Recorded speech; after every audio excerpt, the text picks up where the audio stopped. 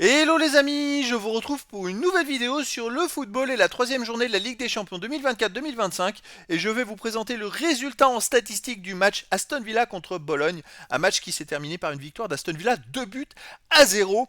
Et donc dans cette vidéo on va revenir sur les buts de cette rencontre mais surtout sur les statistiques des deux équipes, on va les décortiquer, on va tout voir afin de comprendre ce qui a pu se passer dans ce match et on terminera la vidéo par un petit aperçu des prochains adversaires pour ces deux équipes dans cette compétition. Alors Aston Villa qui l'emporte 2 buts à 0. Bon, ils étaient favoris.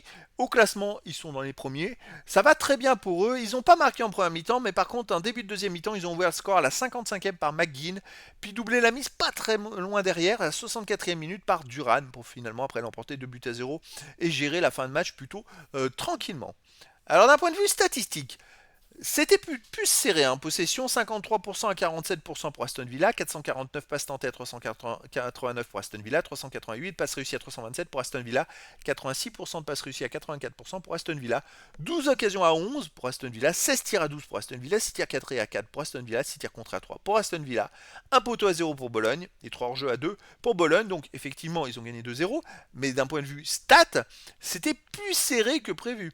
Alors 2-0, c'est peut-être un peu sévère pour Bologne. Effectivement, ils ont peut-être légèrement les stats en leur faveur, Aston Villa, mais peut-être qu'une victoire 2-1, ça aurait été un peu plus logique, parce que quand on peut voir que finalement, il n'y a que 4 tirs à 6, 6 tirs cadrés à 4, je veux dire, pour Aston Villa, il y a un poteau côté Bologne quand même, hein. Les occasions 12-11 pour Aston Villa, c'est très serré, donc des statistiques quand même plutôt serrées, mais Aston Villa a fait le boulot, a gagné.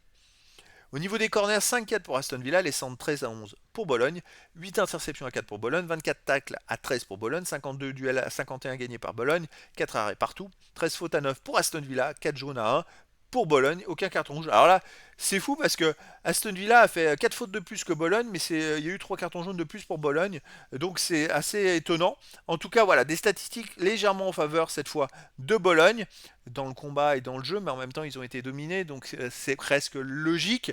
Voilà, c'est une victoire 2-0 au score qui paraît vraiment importante avec un gros écart pour l'Aston Villa, mais dans le point de vue statistique, Bologne aurait pu très bien l'emporter, hein. C'est vrai qu'ils ont eu beaucoup d'occasions, et puis bah, ça a tourné en faveur d'Aston Villa, mais si Bologne avait ouvert le score, je suis pas sûr qu'Aston Villa aurait réussi à renverser le match. En tout cas, au final, c'est les 3 points pour Aston Villa. Alors les prochains matchs, Aston Villa jouera le 6 novembre à 18h45 et ce sera au Club Bruges pour peut-être éventuellement encore confirmer l'une des premières places. Ils ont un calendrier vraiment très intéressant. Bologne de son côté jouera le 5 novembre à 21h et recevra Monaco. Là, ils vont devoir se rattraper de cette défaite. Ils en ont les moyens, mais en face, Monaco, ça joue pas mal.